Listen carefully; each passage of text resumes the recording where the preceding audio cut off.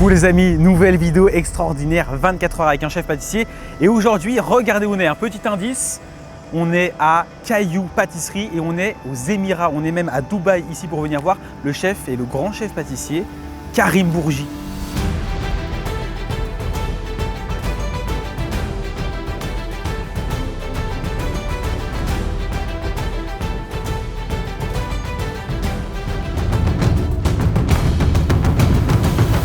Il est très connu sur les réseaux sociaux, plus de 700 000 personnes qui le suivent sur Instagram, c'est équivalent à 9 stades de France, c'est juste énorme. Il est ici depuis maintenant 15 ans, c'est la référence à ne surtout pas louper. Quand on vient à Dubaï, on est venu spécialement pour lui ici et on va le découvrir donc en immersion totale avec lui dans son labo, dans sa vie d'entrepreneur. On y va tout de suite. On a Karim qui est avec nous. Merci en tout cas d'avoir accepté l'invitation. Bonjour. Comment ça va? Avec plaisir, ça va très bien, super. Merci Bienvenue dans l'univers de Caillou. Très belle boutique ici que tu as. Parce que tu as plusieurs concepts aussi, non? Oui, on a commencé ici, ça c'est la première. C'était la première boutique qu'on a ouverte en 2021. Ensuite, on a deux à Londres. Okay. Et on a une à Riyad, en Arabie Saoudite. Okay. Et on a une à Abu Dhabi, okay, dans la capitale. Et le labo, toute la production, elle se passe ici. Et d'ici, on envoie le matin, tous les jours, à Abu Dhabi, les pâtisseries, les gâteaux. Et je bouge pas mal dans les masterclass, un peu de gauche à droite. Je voyage beaucoup. Ça casse la routine aussi. Hein. Oui. Tu voyages beaucoup? Ouais, je voyage beaucoup. Mais là, j'ai réduit mes voyages à cause de toutes les ouvertures qu'on a. Je suis basé dans c'est la cuisine où on fait toutes les créations ici. On fait tout ce qui est recherche, développement des recettes. Ouais.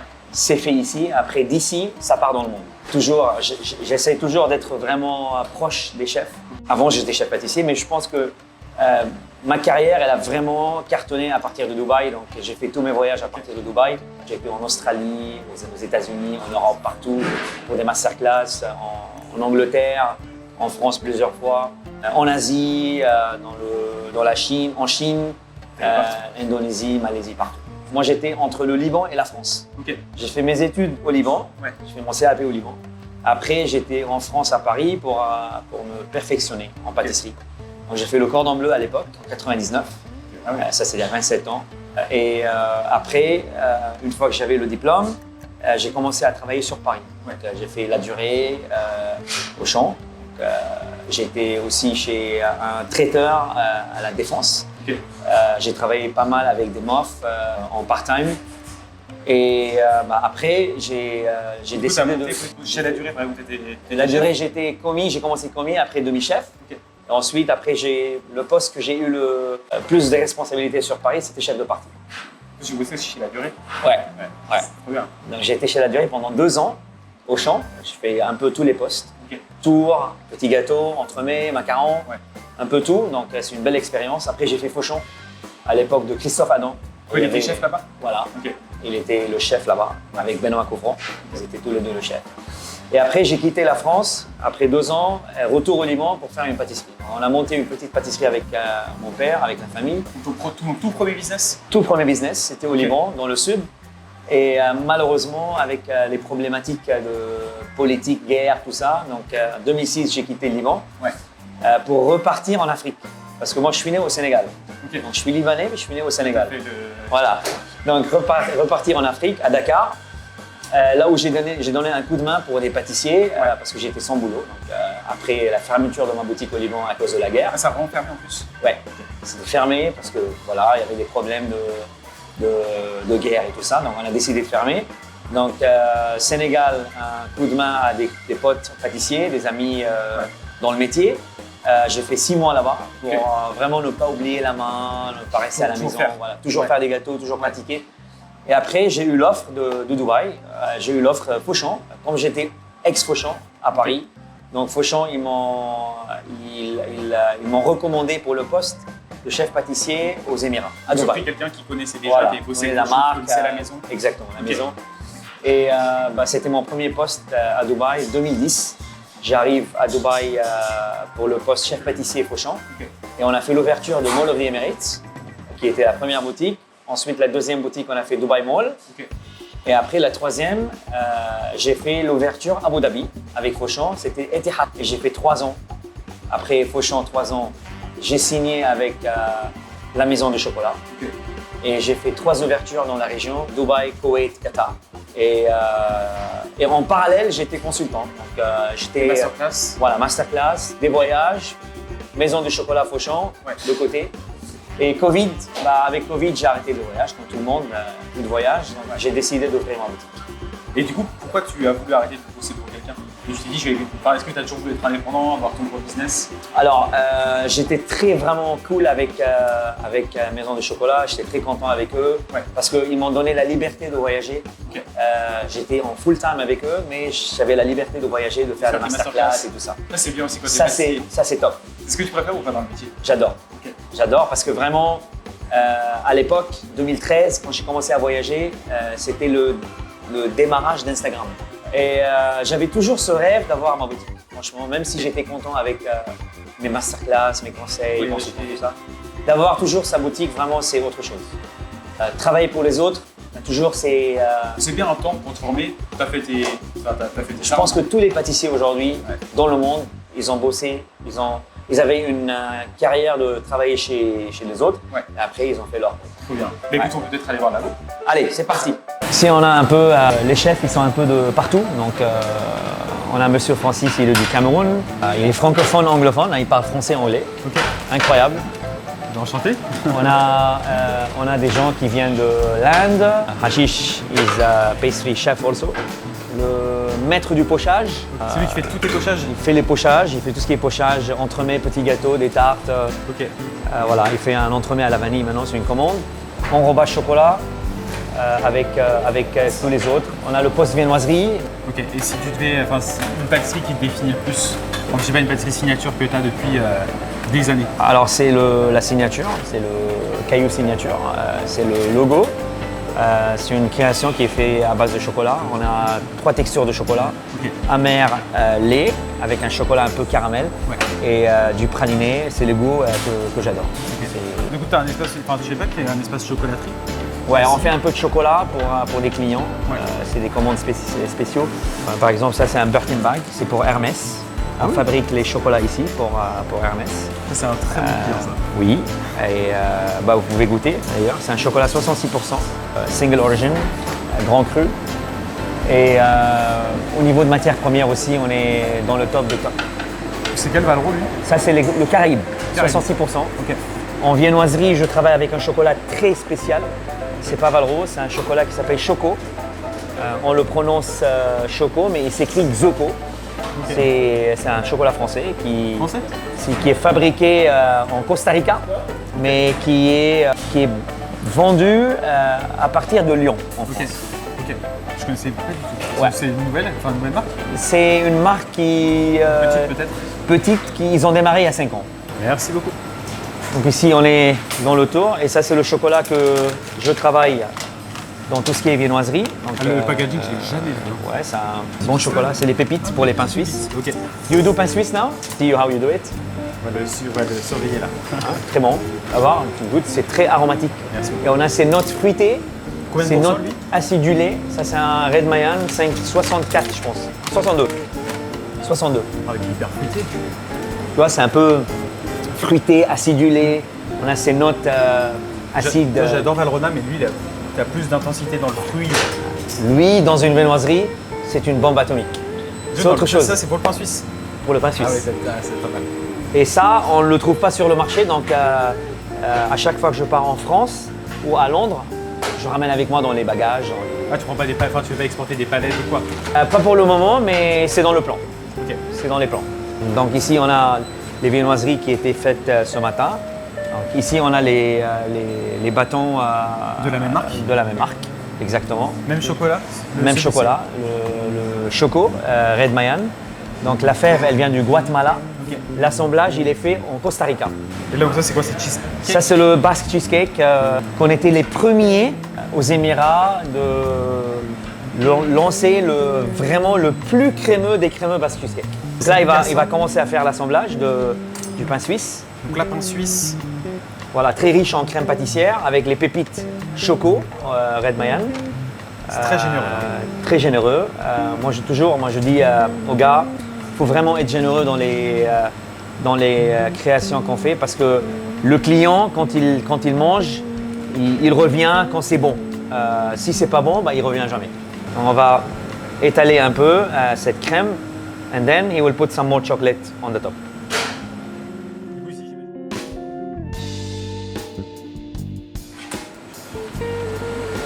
Allez, la soufflerie est à 37, on va monter un tout petit peu. Donc ici on est sur un sablé, c'est un sablé qui est fait sans fruits secs, donc sans amandes, sans noisettes et sans œufs. Donc c'est un sablé qui est très friable mais très riche en beurre. Ok, c'est du beurre, du sucre glace, de la vanille et de la trimoline pour donner un peu cette texture moelleuse, croustillante et moelleuse à la fois. Et ce sablé, il est garni avec une pâte à tartiner, jandouja, praliné, noisette, maison. Tout est maison? Tout est maison. Même les pâtes de pistache, pâtes de tout? Tout est maison. Alors moi, j'ai diminué à manger le sucre. J'ai perdu trop de poids. J'ai changé un peu le système de vie. J'avais des problèmes de santé il y a 5-6 mois. Lié à tout ce qu'on mange, tout ce qui est sucre, produits laitiers, beurre et tout ça. Donc j'avais des problèmes de cœur, le diabète il a sauté. Donc j'ai arrêté tout ce qui est sucre, gluten, tout. J'ai arrêté pendant 5 mois, j'ai perdu 15 kilos. Et là je suis amoureux de mon vélo, je fais tous les jours du cycling. J'ai vu les vélo. Des kilomètres t'en fais hein? Aujourd'hui j'ai fait 70, hier 70. Là je suis plus avec des groupes de pros et je suis tombé amoureux de ce sport. C'est très important pour le chef qu'il goûte ses produits, mais… C'est différent de goûter et de manger. Voilà. Goûter, c'est différent de manger. Donc là, je suis à un stade de goûter, mais pas manger. Goûter vraiment quand je veux me faire plaisir. Je sais que j'ai brûlé 2000 calories aujourd'hui, je peux manger un petit gâteau. What you're doing now? He's making praliné. Tout simplement. Il a lancé une tournée de pralinés noisettes. Alors on fait amandes noisettes, pistache, pécan, on fait quasiment tous les pralinés maison. Et comme j'ai dit, tout ce qui est fruits secs, les noisettes ici, c'est des noisettes du Piémont. Les pistaches, ça vient de l'Iran. Des fois de l'Iran, ça dépend des saisons, des fois de la Turquie. Les pécans, ça vient des États-Unis. Vraiment, c'est des distributeurs qui sont spécialisés en fruits secs. Et on travaille avec. Moi, j'adore faire des pralinés à l'ancienne. Je commence avec un sablage et après je caramélise. Comme ça, tu as plus de force aromatique dans le praliné. Et toujours avec la peau.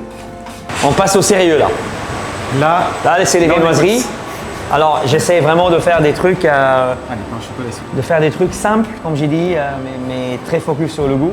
J'ai décidé de faire le kouign-amann autrement qu'en France parce qu'en France, on tourne la pâte au kouign-amann avec autant de beurre, autant de sucre. Donc très sucré, très gras. Et comme ici, on est dans un pays très chaud, ça passe pas. Donc j'ai adapté la recette. Et là, on est sur une pâte à croissant sans sucre, qui est glacée avec un caramel pur et qui est garnie avec une crème à la vanille. Donc ça fait un peu un crème brûlée kouign-amann. Ça, c'est un gâteau chocolat sans gluten. Un peu de savory, salé, pizza, hot dog. Ça, c'est du thym, brioche feuilletée thym qui est garnie avec du labné. Il faut goûter ça tout à l'heure. Un pain suisse avec jalapeno et une sauce tomate. Et ça, c'est un fromage thym, gruyère et emmental.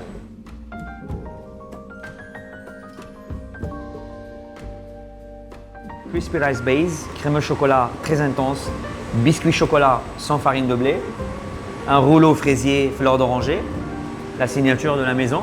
Le logo. Le mangue trompe-l'œil avec une ganache montée à la vanille, une marmelade de mangue passion avec des morceaux de mangue du Vietnam, un biscuit dacquoise à la vanille, enrobage chocolat blanc avec un nappage pur mangue sans colorant. Alors si on a un petit café à côté pour s'asseoir, pour consommer sur place avec du café. Et on va partir de l'autre côté pour faire la dégustation. Let's go. On vient de récupérer toutes nos pâtisseries donc que Karim vient de nous recommander. Recommandé quand même par le chef Karim Bourgier. Je ne les ai pas choisis au hasard. Tu as la viennoiserie salée ici et là on a toutes les pâtisseries que Karim nous a recommandées et on va pouvoir les déguster une à une.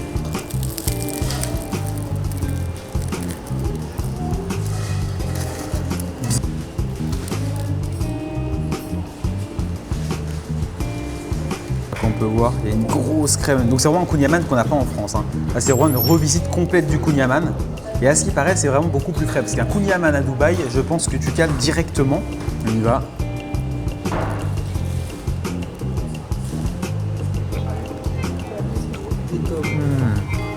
Donc ça, c'est validé à 3000%. Donc je passe beaucoup d'attente hein, dans celle-ci. Et on a même le glaçage qui est à la mangue, notre ganache Baïbé du coup dessus.